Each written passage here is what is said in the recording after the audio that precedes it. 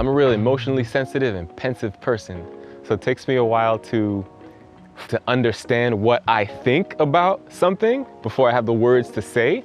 So oftentimes when I think about just the whole topic, like the invitation was, hey, like, do you have some bars you can drop on this topic of navigating the world while Black and the oppressive systems and interactions that we face every day? I'm like, I don't know, I just feel overwhelmed when I think about this topic. I know I feel overwhelmed.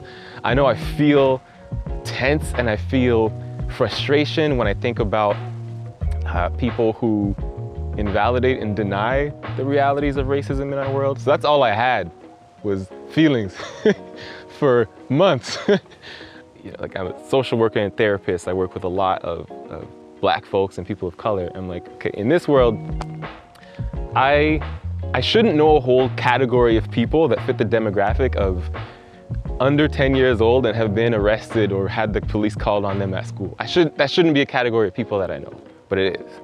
And then I live in and witness this other world where people, largely white folks, but also Black folks too, will say, no, there's no racism in the world. This is real and is important to see and contend with.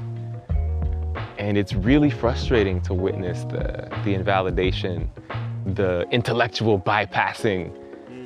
So this is me just working out my thoughts in that tension. The section of it where I say, teacher might just call the cops and say she needs backup to get this young thug under control. Teach him early that compliance is the ultimate goal. Never question the function of his behavior, what it's like to be labeled, or the damage that it does to his soul. Now that's the world that he knows. And to me, that's like the heart of the whole verse, is I'm connecting to this experience that so many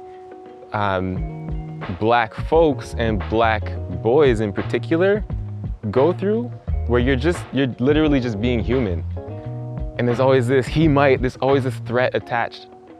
And when kids are responded to in a way that like affirms this narrative that you're dangerous, you might hurt someone, you have to be kept under control, we gotta call the police on you if you show too much emotion, if you feel too deeply, that paints the way that person's gonna experience life into their adulthood, into the rest of their lives.